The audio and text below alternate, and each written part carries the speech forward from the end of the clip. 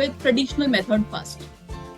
The advantages of traditional is we are having a direct connect with our students. Like if I'm teaching in a class, if I'm not engaging them, one person, if I'm not engaging them, I can have a connect.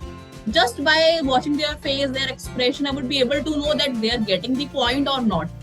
But in offline, I have to have 100% engaged classroom. That means teaching is one part, but the content has to be engaging enough. I cannot be a boredom lecture method. I cannot utilize the entire 30 or 40 minutes. It's a lecture method where I'm just dictating the things and student is listening. I have to have the blended of all these things.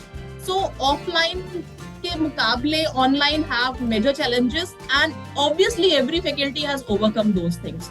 Everybody has find out new ways to make their students more engaged, more learned, and more connected with the technology and with the faculty itself.